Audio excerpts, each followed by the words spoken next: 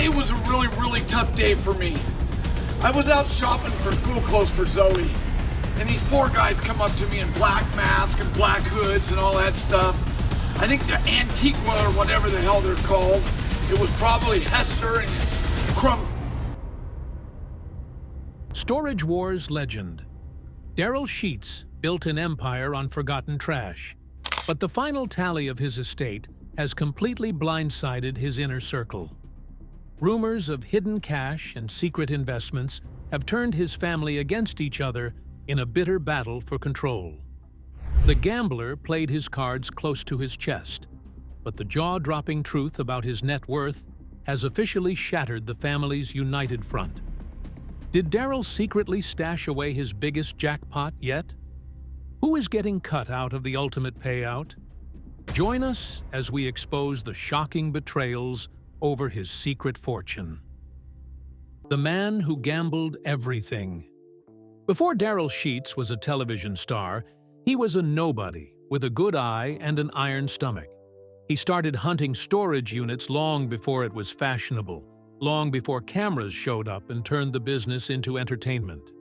For more than 30 years, he worked the auction circuit across California, buying lockers that other people walked away from, betting his own money on what might be hidden inside. Most of the time, he came out ahead. Sometimes, he did not. But he always came back. That willingness to bet everything on a locked door is what earned him his nickname. The Gambler was not just a title the producers of Storage Wars invented for television.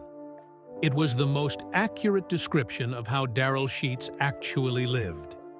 He reportedly told friends and fellow buyers that the only way to win in the storage game was to commit completely.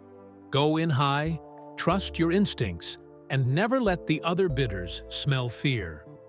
It was the kind of philosophy that sounded reckless to outsiders, but made perfect sense to people who had spent years in the same rooms.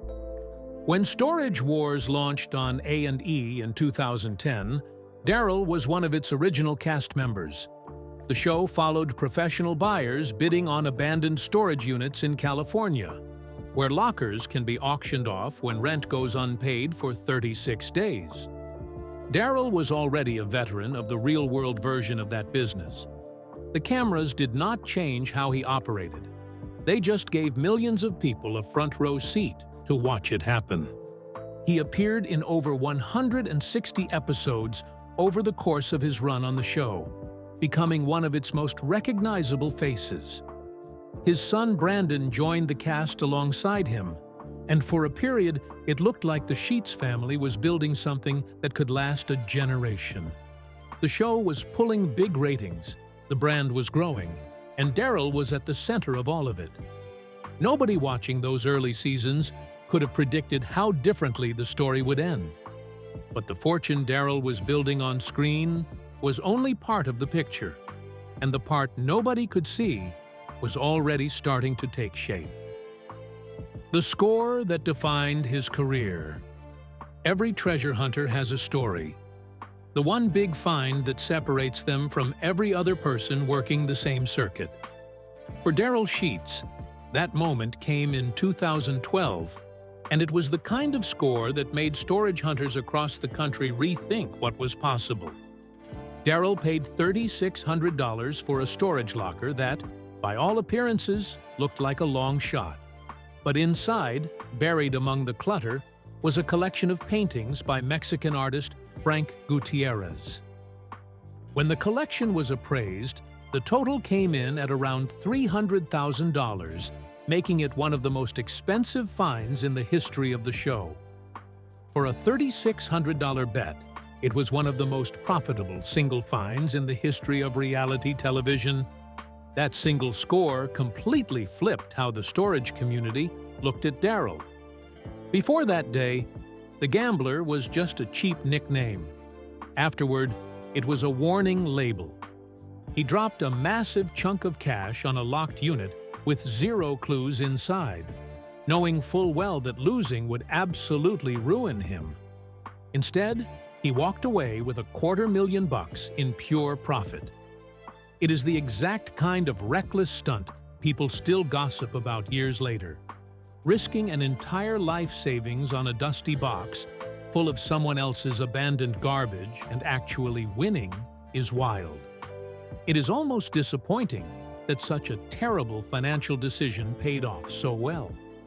He also reportedly found a suitcase in a separate locker containing $17,000 worth of jewelry, a find that reinforced the idea that Darrell had a kind of instinct for this work that went beyond simple luck. Former cast members have said in interviews that watching Darrell assess a locker was like watching a musician read sheet music. He was processing something that other people simply could not see. Those massive wins built up a myth around Darrell. People started thinking the guy was completely invincible. That reputation stuck with him for his entire time on TV, which actually backfired. It made it almost impossible for anyone around him to notice when he was actually drowning. The problem with pretending to be a financial genius on television is that people eventually believe the act, even when the bank account hits zero. Because the same boldness that made Darrell a champion in the storage game was reportedly masking a set of pressures that had been building for years without anyone noticing. The heart that almost stopped everything. In March 2019, the man who had never publicly flinched at anything posted a message to his followers from a hospital bed. He had been ill for 3 months and had tried to keep it quiet. Then a heart attack forced his hand. Darrell Sheets told fans that he had been diagnosed with congestive heart failure and had a severe issue with his lungs, posting from his hospital bed that it had been a great ride. He was 60 years old, and his body had finally started to push back. The message he posted was raw in a way that fans had never seen from him before. He thanked people for their support and credited his fiancée, Romney Snyder, for being by his side through all of it. The tone was a man taking stock, looking back at something that had gone on for a very long time, and was now entering a different chapter. After the heart attack, Darrell stepped back from Storage Wars. He had been a full-time cast member since the beginning, but his health forced a change. He made some guest appearances, but by 2023, had exited the show completely. The decision to leave television behind was framed publicly as a retirement, a man who had done what he came to do and was ready to move on to something quieter.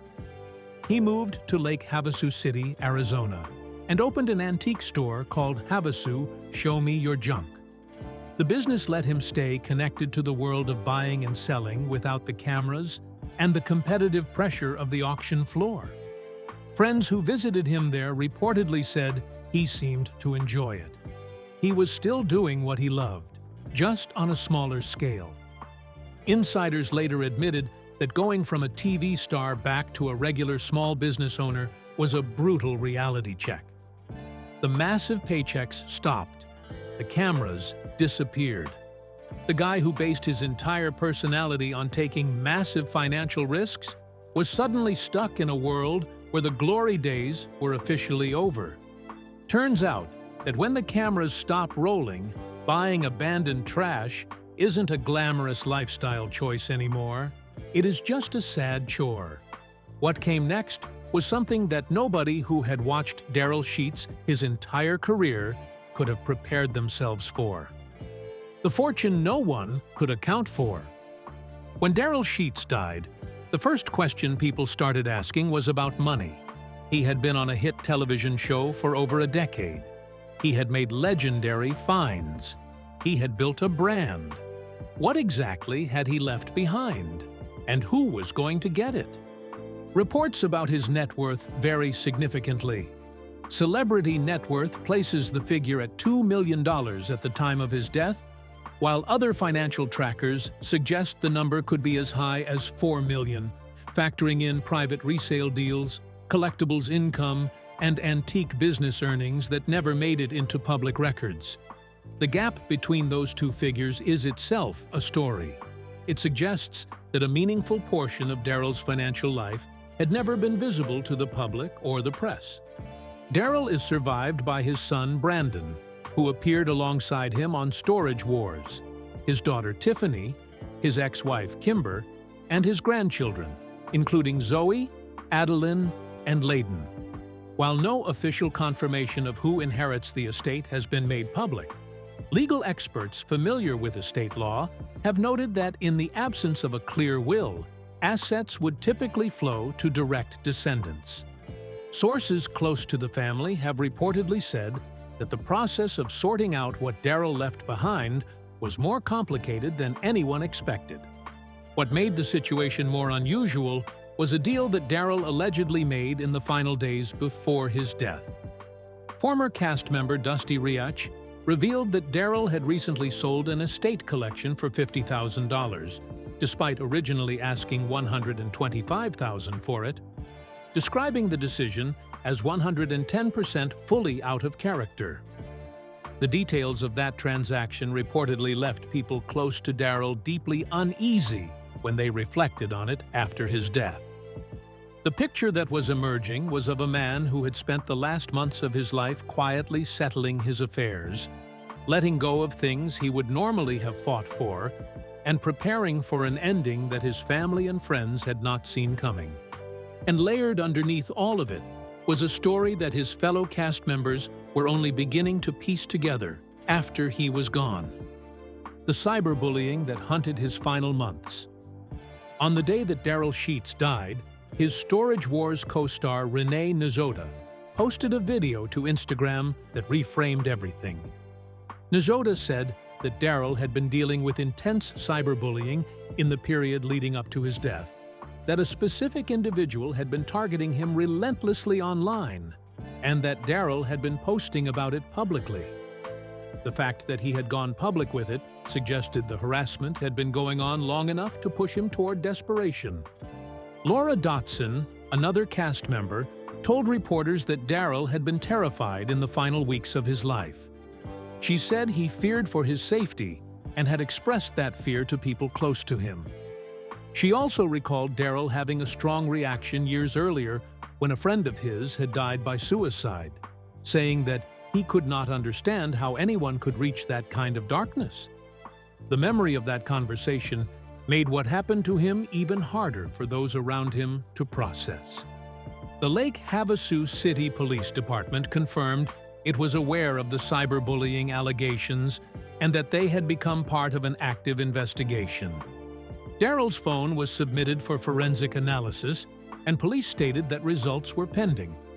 Sergeant Kyle Ridgway confirmed publicly that the harassment claims were being taken seriously and that the investigation was ongoing. For fans who had watched Darrell for years, the revelation was jarring. This was a man who had never appeared rattled by anything on camera. He had argued over bids, gotten into feuds, and absorbed the kind of pressure that broke other people. The idea that online harassment from a private individual had allegedly been tormenting him in a way the storage floor never had was a reminder that the most dangerous battles are often the ones that never show up on camera. Multiple cast members have since spoken out about the need to take cyberbullying seriously, and the broader conversation sparked by Darrell's death has reached well beyond the Storage Wars community. His name is now part of a larger debate about what platforms owe their users and what responsibility communities have to protect the people who give them so much. But even as the public processed the circumstances of Darrell's death, the family was quietly facing questions about his estate that were becoming more complicated by the day. What the gambler left for his family. The cast members of Storage Wars did not have a typical television relationship. They competed against each other for years, argued in real time on camera, and built the kind of complicated bonds that come from spending that much time in the same rooms, fighting over the same things. When Darrell died, the response from that community was immediate and, by all accounts, genuine. Dan Dotson told reporters that the cast and production team were ready to contribute to funeral costs if the family needed it. He said that regardless of whatever disagreements existed over the years, Darrell was part of the family, and that was how they intended to treat him. It was a gesture that spoke to the difference between what viewers saw on screen and what actually existed between the people who made the show. A&E released a statement describing Darrell as a beloved member of the Storage Wars family and extended condolences to his loved ones. The network honored him with an in memoriam card in a subsequent episode of Storage Wars, Back to the Locker, displaying his name, his birthday, and the date of his death. For longtime fans, that card landed hard. The gambler had been part of their screens for over a decade.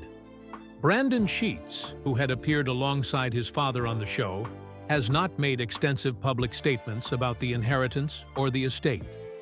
The process of settling what Darrell left behind has remained largely private, which is consistent with how the family has handled the grief overall.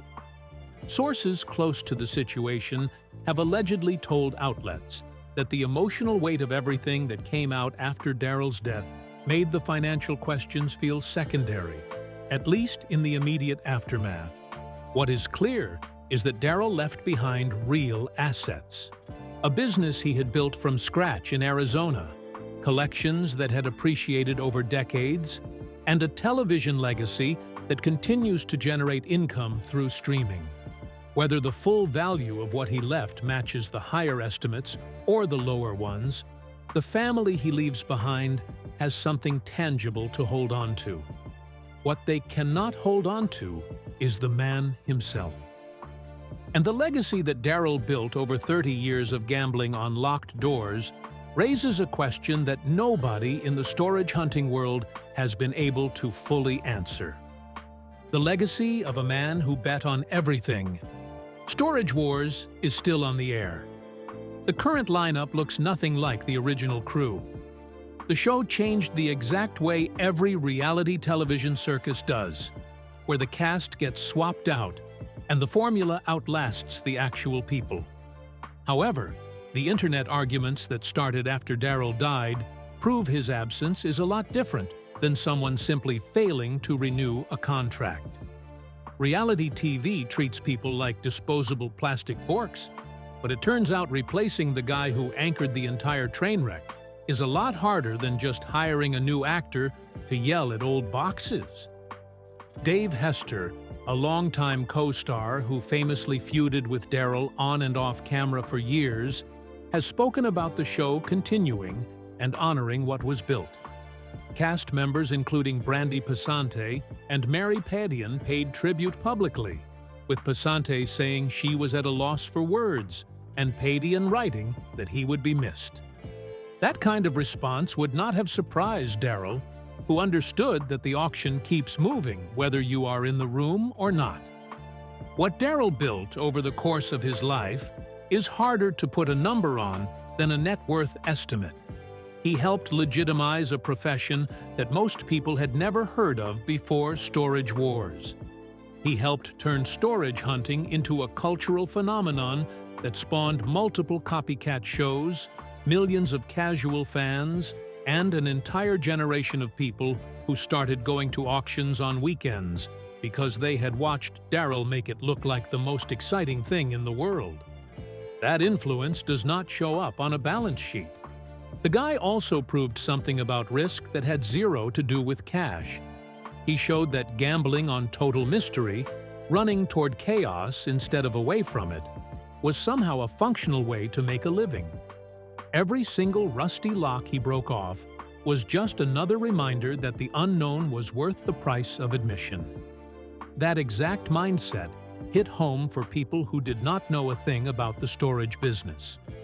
It is the real reason the show blew up, and it is why Darrell became the face of the entire circus. The conversations about cyberbullying that have followed his death are adding a new and painful dimension to how the public thinks about his story. Darrell Sheets was not someone who appeared fragile. He was not someone who seemed like he could be broken by words on a screen. The fact that he allegedly was is a reminder that the image a person projects and the reality they are living can be radically different, and that the people who seem the most invincible are sometimes carrying the heaviest loads. Darrell Sheets gambled on everything his entire life. The fortune he left behind is real, but the legacy he left behind is something entirely different, and it is still being counted. What do you think the gambler truly won throughout his life? How do you believe his legacy compares to the fortunes that make headlines? Share your thoughts with us in the comments section. Remember to like, share, and subscribe for more. Also, click the next video showing on your screen. You will enjoy it.